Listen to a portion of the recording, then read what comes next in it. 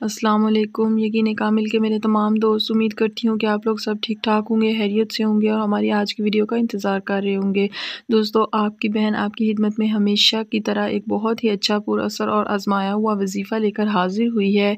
लेकिन वजीफ़े की तरफ जाने से पहले आपसे एक छोटी सी रिक्वेस्ट है कि अगर आपने अभी तक हमारे इस चैनल को सब्सक्राइब नहीं किया हुआ तो घंटी के साथ लगे हुए बेल आइकन को दबाएँ और हमारे इस चैनल को सब्सक्राइब करें।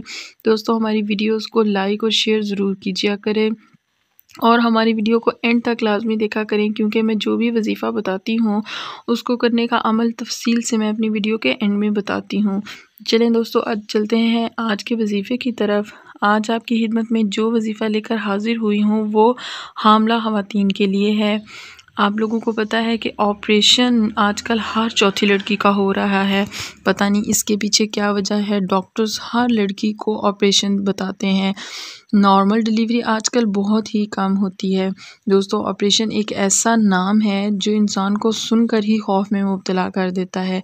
जिस औरत का ऑपरेशन होना होता है वो तो खौफ में मुब्तला होती ही है, साथ में उसके घर वाले भी बहुत परेशान हो जाते हैं, क्योंकि ऑपरेशन की बहुत भारी भारी फ़ीसें डॉक्टर्स लेते हैं, दवाइयाँ इतनी महंगी होती हैं और इंसान जो तकलीफ़ बर्दाश्त करता है वो अलग होती है। दोस्तों, आपकी इस परेशानी को ख़त्म करने के लिए आज मैं एक बहुत ही आज़मूदा वजीफ़ा लेकर हाज़िर हुई हूँ।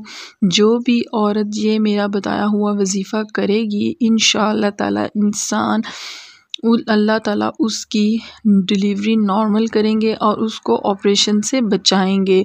दोस्तों, एक बहुत ही आसान वजीफ़ा है। आपने कुरान पाक के 30वें सिपारे में सूरह इंशिकाक को खोल लेना है। सूरह इंशिकाक 30वें सिपारे में है, उसकी आयत है नंबर 3, व अलक़त मा फ़ीहा व तहल्लत। ये आपने उठते बैठते इसकी विर्द करना है।